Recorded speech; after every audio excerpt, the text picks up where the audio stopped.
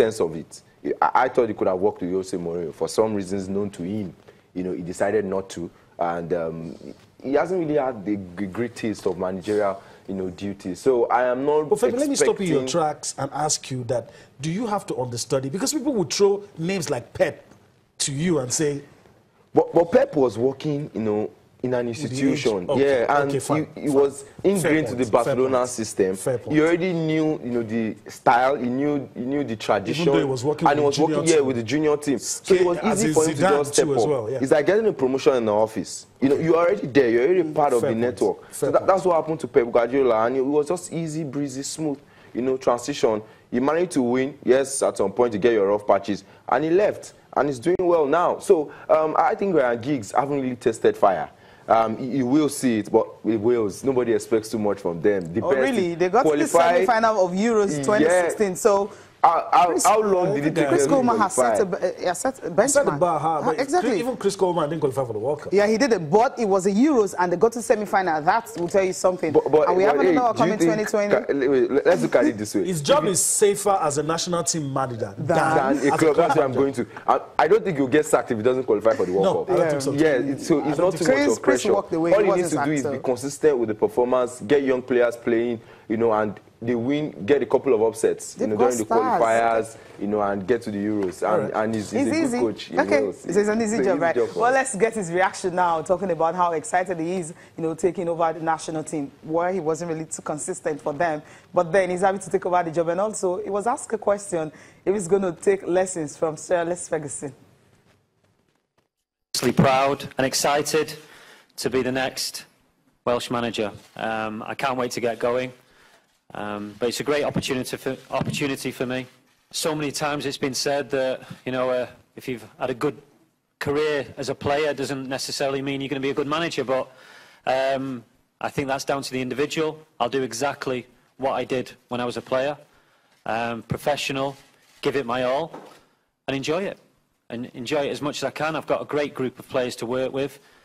A group of players who have been so successful over the last 4 or 5 years. Unfortunately, we didn't qualify for the World Cup, but who can forget the Euros? As a proud Welshman watching them in France, I want to get us back there.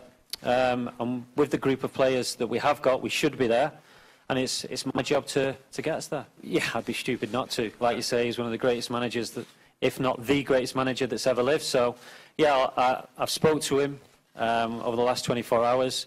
I'll speak to him in more depth. But also I want to be my own manager.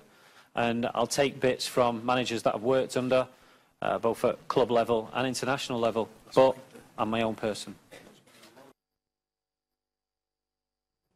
After being coached all your career by a very top-class manager, you always want to, take lessons from him and ask him some questions when you're great. But the thing is, Sir Alex Ferguson never coached a national team, maybe because he feels it's going to be boring.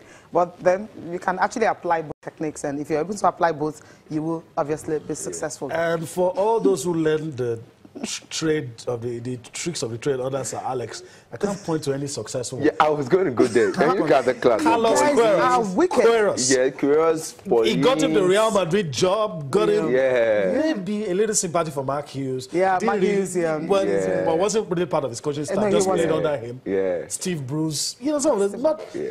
But Queiroz, nah. You guys are there's even a longer list. Well, he wasn't under Sir Alex Ferguson. He was coached. He wasn't under Alex Ferguson. He was coached by him. I mean, it was LVG. That's what I'm saying. I'm saying all those who've these players. Former players have become coaches and all that. And his best man. He's always told us about how good Carlos Queiroz was. Yeah. And every time Carlos gets a big opportunity. But there's also an undertone of some news saying that perhaps Paul Scholes will likely join him, Giggs, in the back room as one of the guys. That's a good one. I mean, Paul Scholes.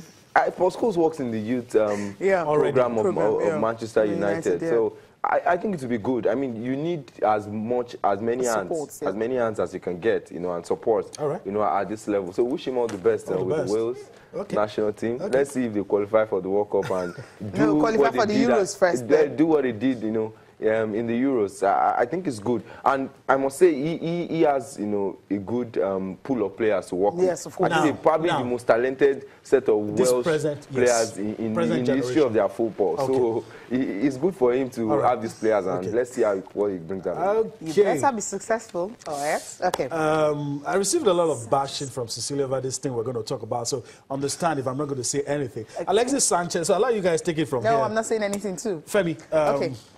I don't know.